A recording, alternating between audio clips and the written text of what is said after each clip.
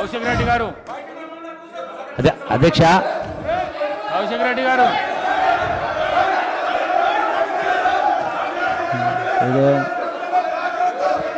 సభ్యత సంస్కారం ఉండాలా.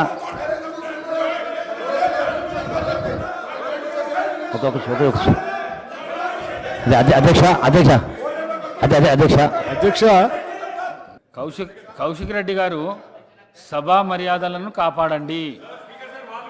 మీరు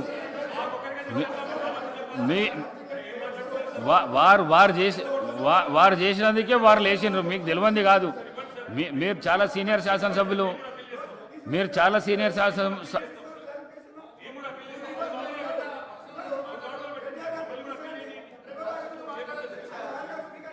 రాజగోపాల్ రెడ్డి గారు. అధ్యక్ష నేను వ్యక్తిగతంగా స్టార్ట్ చేసిన జగదీష్ అధ్యక్ష భట్టి గారు ఒక విజ్ఞప్తి చేసినారు, సభ్యులందరూ కూడా సమయంలో ఉండమని. వాస్తవానికి మా సభ్యులు మాట్లాడింది రికార్డులో కూడా కాదు, రికార్డులలో కూడా లేదు. అయినా సరే వారు చెప్పారు. మేమందరం మా సభ్యుని కూడా మాట్లాడొద్దు, అట్లా మైక్ లేకుండా మాట్లాడొద్దని చెప్పినాం. మా పెద్దలు వారు కూడా మందులు ఇచ్చి మేము మాట్లాడుకున్నాం. వారు చెప్పి కూర్చోగానే వచ్చిన పదం ఏం పదం సార్ ఇది అధ్యక్ష? వాస్తవానికి ఎవరమైనా అధ్యక్షుని ఉచ్చరిస్తాం, వారి వైపే మాట్లాడతాం. మరి వారు ఉపయోగించిన పదం ఖబర్దారని అధ్యక్ష స్థానాన్న బీఆర్ఎస్ పార్టీనా వ్యక్తిగతంగా మమ్మల్ని ఈ సభలో అటువంటి పదాలు వాడొచ్చా? ఈ పని నుంచి కంటిన్యూ చేద్దామా, కొనసాగిద్దామా? ఈ విషయాలపైన భట్టి గారు చెప్పాలి. ఇంకోటి సార్ అధ్యక్ష, నేను ఒక మాట నిలబడి ఉంటాయి ఇప్పుడు ఈ సభలో, నిండు సభలో చెప్తున్నా, నా ఉపన్యాసాలలో ఎక్కడ కానీ ఒక్క పదం కూడా వ్యక్తిగతంగా ఎవరి పేరు మీద మాట్లాడినా సభ నుంచి రికార్డు నుంచి తొలగించమని నేను కోరుతున్నాను. నా పైన వచ్చిన ప్రతి అక్షరాన్ని కూడా తొలగించడానికి తమరు చర్యలు తీసుకోవాలని కోరుతున్నాను. జగదీశ్వర్ రెడ్డి గారు, ఖబర్దార్ అనే పదాన్ని పరిశీలించి తీసేస్తాము, తొలగిస్తాము. రాజగోపాల్ రెడ్డి గారు, అది వాళ్ళు రెచ్చగొట్టడం వల్ల అటువంటి పదం ఉపయోగించినాం. గతంలో కూడా నేను ఎమ్మెల్యేగా ఉన్నప్పుడు రాజగోపాల్ రెడ్డి సబ్జెక్ట్ నువ్వు చెప్తే మాట్లాడతామా? మేమేం మాట్లాడదు తెలుసు. గతంలో కూడా నేను శాసనసభ్యులే ఉన్నప్పుడు దయాకర్ రావు గారు మంత్రిగా ఉండి ఉరికిచ్చి కొడతా అన్నాడు అధ్యక్ష. నన్ను అందరూ ఉరికిచ్చి కొడతా అన్నాడు నన్ను శాసనసభ్యుని పట్టుకొని. అప్పుడు ఎక్కడ పోయింది మీ తెలివితేటలు? అప్పుడు ఎక్కడ పోయినా మీ మాటలు? రాజగోపాల్ రెడ్డి గారు అధ్యక్ష, అది వాళ్ళు ఆ పదం రావడానికి కారణము మేము వాస్తవాలు మాట్లాడుతుంటే జీర్ణించుకోలేక ఇష్టం వచ్చినట్టు మా మీద వ్యక్తిగతంగా దూషణలు చేసినప్పుడు మరి అటువంటి పదాలు వాడవలసి వస్తుంది. మరి మీరు కొంచెం కంట్రోల్లో నేను వ్యక్తిగతంగా స్టార్ట్ చేసిన జగదీశ్వర్ రెడ్డి గారు మాట్లాడిన మొట్టమొదట నేను చేయలే కదా అధ్యక్ష. అధ్యక్ష వాళ్ళు అడిగిందని చెప్తున్నా, ఒక్క నిమిషం అధ్యక్ష. సభలో నన్ను సోదరుని పట్టుకొని ఇద్దరిని పట్టుకొని ఏకవచనంతో ఒక్కసారి ఇద్దరిని, ఆయన మంత్రి హోదాలో ఉన్న మనిషి, ఆయన ఎంత హుందాగా మాట్లాడిండు వెంకటరెడ్డి గారు. నేను మెయిన్ స్పీకర్ని ఈరోజు సబ్జెక్ట్ మీద నేనెంత మాట్లాడుతున్నా, మా ఇద్దరిని ఉద్దేశించి ఆ విధంగా మాట్లాడము ధర్మమా అధ్యక్ష? అది నోటికొచ్చినట్టు పార్టీ మారిందంటే మీలాగా అధ్యక్ష ఒక్క నిమిషం అధ్యక్ష మీరు వినాలి. ఇప్పుడు పార్టీ మారినంటే మీలాగా కాంగ్రెస్ పార్టీలో గెలిచిన 12 మంది ఎమ్మెల్యేలను తీసుకొని ప్రజాస్వామ్యాన్ని కూని చేసి ప్రతిపక్షం లేకుండా మీరు చేసిండ్రు. నేను పార్టీ మారితే నా పార్టీకి పదవికి రాజీనామా చేసి మారినా, మీలాగా దొంగ పని చేయలేదు, లంగ పని చేయలేదు. నేను ఏ పని చేసినా రాజీనామా చేసి పదవికి రాజీనామా చేసిపోయిన అధ్యక్ష. నా మీద వాళ్ళు దాడి చేస్తే ఊరుకునేది లేదు. వాళ్ళు ఇంకా ఒక భ్రమలో ఉన్నది మా ప్రభుత్వం అని చెప్పి ఖబర్దార్ చెప్తున్నా, మీరు జాగ్రత్తగా ఉండండి. మీరు చెప్తున్నా అడ్డగోలుగా మాట్లాడితే ఊరుకునేది లేదు అధ్యక్ష, అడ్డగోలుగా మాట్లాడితే ఊరుకునేది లేదు. 10 ఏళ్ల పాటు భరించడం, వాళ్ళ 10 ఏళ్ల పాపాలని ఎండగట్టి వాళ్ళు తీసిన అవినీతిని బయటికి తీసుకొచ్చి వాళ్ళ ప్రజలు సమాధానం చెప్తారు అధ్యక్ష. నేను చెప్తున్నా, ఈయన అప్పులు చేసినామని అంటుండు, విద్యుత్ సంస్థలు అప్పులు చేసినామని అంటుండు. తప్పు లేదు.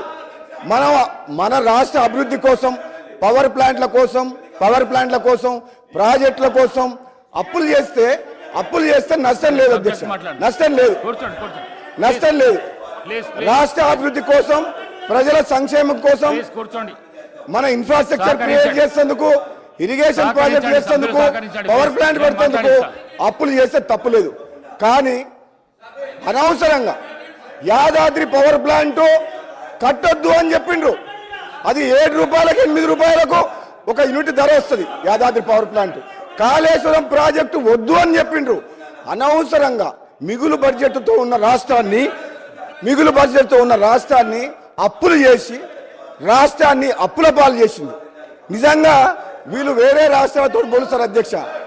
మన రాష్ట్ర పరిస్థితి వేరు. మనకు మిగులు బడ్జెట్ తోడు ఉన్న రాష్ట్రం సోనియా గాంధీ తెలంగాణ పార్టీ ఇచ్చింది. అయితే కాంగ్రెస్ పార్టీ తెలంగాణ ఇచ్చినప్పుడు ఎట్లుండే మిగులు బడ్జెట్ ఉండే. మన అప్పులు ఎందుకు చేశారు అధ్యక్ష? అప్పులు చేయాల్సిన అవసరం ఏముంది? మనకు హైదరాబాద్ నగరంలో బోలెడంత ఆదాయం వస్తుంది. సంక్షేమ పథకాలు కానీ అభివృద్ధి కానీ మనం 1 by 1 చేసుకుంటూ పోవచ్చు. కానీ కేవలం కమిషన్ల కోసం, కాంట్రాక్టర్ల కోసం ప్రాజెక్టులు కట్టిన చరిత్ర వీళ్ళది అధ్యక్ష. అప్పులు ప్రజల కోసం అప్పులు చేయలే, అభివృద్ధి కోసం అప్పులు చేయలే. అభివృద్ధి పేరు మీద కమిషన్ల కోసం అప్పులు చేసి 1000 కోట్లు దోచుకున్న చరిత్ర ఈ టిఆర్ఎస్ పార్టీ అధ్యక్ష. టిఆర్ఎస్ పార్టీ నాయకులు అభివృద్ధి కోసం అప్పులు చేసామంటారు. అభివృద్ధి కోసం అప్పులు చేస్తే పోతే పోయి ఎవరిని బెదిరిస్తున్నారు అధ్యక్ష? నేను చెప్తున్నా అధ్యక్ష, జగదీశ్వర్ రెడ్డి వీళ్ళు ఇట్లా డిస్టర్బ్ చేస్తే రెడ్డి గారు మాట్లాడండి, మీరు మాట్లాడండి ఒక్క నిమిషం. జగదీశ్వర్ రెడ్డి గారు మాట్లాడండి. జగదీశ్వర్ రెడ్డి గారు స్పీకర్ మీరు మాట్లాడండి. జగదీశ్వర్ రెడ్డి గారు, ఈ కిరసనాయల దీపంలో చదువుకున్న మాజీ మంత్రి, కిరాయి ఇంట్లో ఉన్న మాజీ మంత్రి 2014లో ఈరోజు నాగారం తుంగతుర్తిలో బంగ్లా కట్టి 1000 కోట్లు ఎట్లా సంపాదించిన అధ్యక్ష? ఎక్కడికి వెళ్ళి వచ్చినాయి అధ్యక్ష?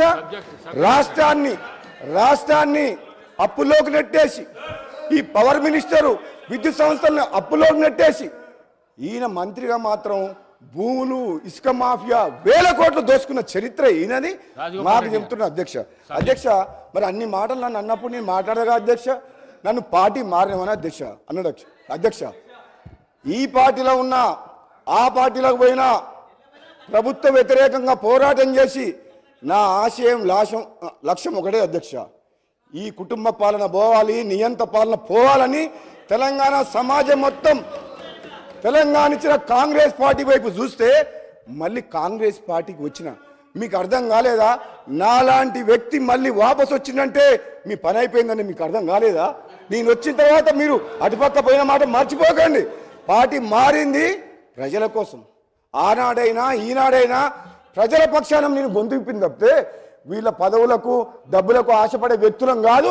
మీలాగా వంగంగి దండాలు పెట్టి జీవితుడని చెప్పి మీ మాజీ ముఖ్యమంత్రి గారి దగ్గర పదవుల కోసం నోరు మెదపలేని వ్యక్తులు అధ్యక్ష. వీళ్ళు నిజంగా ఒక్క మాట చెప్తా, వీళ్ళకు ధైర్యంగా మాజీ ముఖ్యమంత్రి గారి దగ్గర ధైర్యంగా చెప్పలేకపోయారు కాబట్టి ఈ అనర్థం జరిగి ఈ రాష్ట్రం అప్రపాలైంది. మీకుందా ఆ ధైర్యం?